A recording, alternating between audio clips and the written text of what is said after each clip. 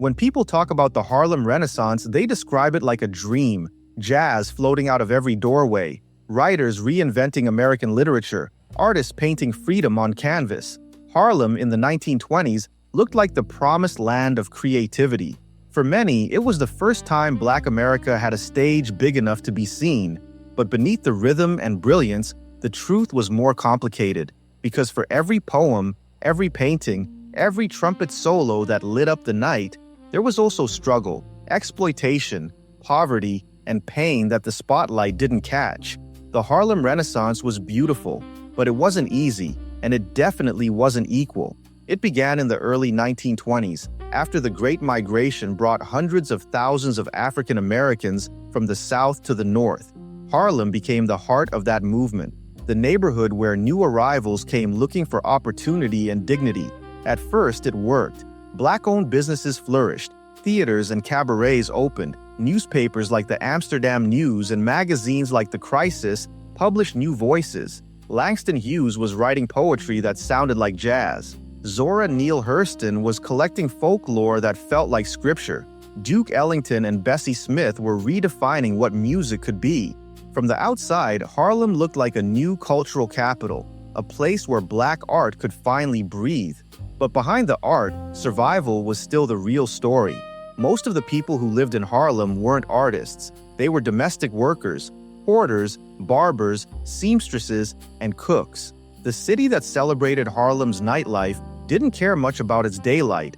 Many families lived in overcrowded tenements. Paying double the rent, white tenants paid for smaller spaces. Landlords took advantage of the migration boom. Jobs were scarce. Racism didn't vanish north of the Mason-Dixon line. It just changed shape.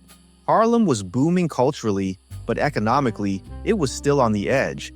Even for the artists, the glamour came with strings attached. A lot of the Harlem Renaissance was funded and filtered through white patrons, rich New Yorkers who saw Harlem as exotic and thrilling, a cultural playground just uptown from their mansions.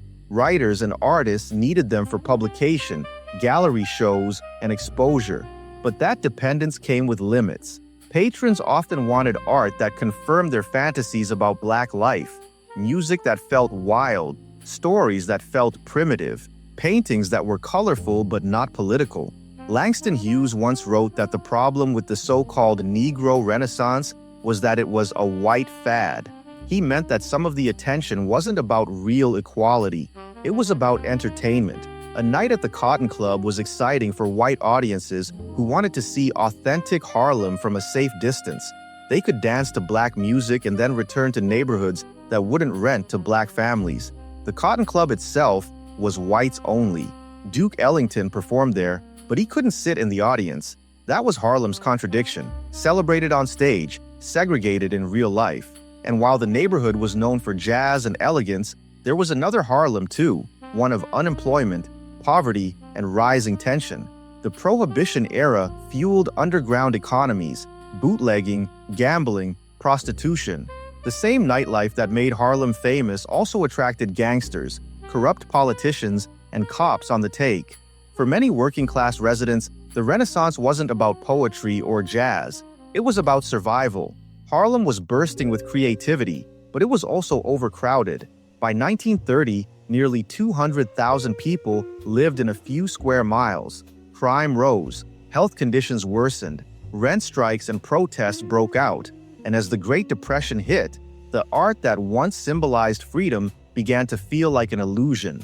Many of the same writers who had been hailed as the new voices of Black America suddenly found themselves broke, forgotten, or out of print. Zora Hurston, who had once been celebrated for her brilliance, died in poverty decades later. Claude McKay, one of the era's most famous poets, couldn't find work after publishers turned away from politically charged writing. Even Langston Hughes, the voice of Harlem, spent years scraping by. The cultural boom never translated into lasting financial stability for most of the artists who defined it. And then there was the pressure, the constant question of what it meant to represent Blackness. Some artists wanted to write about beauty, romance, and ordinary life. Others argued that every line, every brushstroke had to fight racism directly. The debate between art for art's sake and art for politics' sake divided Harlem's creative circles. When the magazine Fire launched in 1926, its editors, including Hughes and Hurston, promised to publish work that was raw, real, and unfiltered. It featured stories about sexuality, street life, and class struggle. The reaction was immediate. Some older black leaders condemned it as scandalous. The magazine went bankrupt after one issue. That tension between pleasing the world and telling the truth haunted the Harlem Renaissance from the beginning. And beyond the art scene, Harlem was facing political betrayal. The neighborhood became a pawn in the city's racial politics. Politicians courted Harlem's vote but rarely delivered on promises. Segregation persisted in schools and housing. The Harlem Renaissance didn't change that. Even as the world celebrated black musicians, artists, and writers, the everyday racism that shaped their lives never disappeared. Still, the Renaissance wasn't a failure. It changed how the world saw black art and identity. It gave language to a generation that had been silenced. But it was also fragile, built on the enthusiasm of outsiders, on the energy of a community stretched to its limits. When the Great Depression hit in 1929, white patrons lost money, art sales crashed, and Harlem's economic foundation collapsed. The neighborhood that had once symbolized freedom became a symbol of struggle again. By the mid-1930s, the Renaissance was over, but its myths stayed alive. Stories of golden nights, of glamour and pride. The truth, though, is that the Harlem Renaissance was never just a party.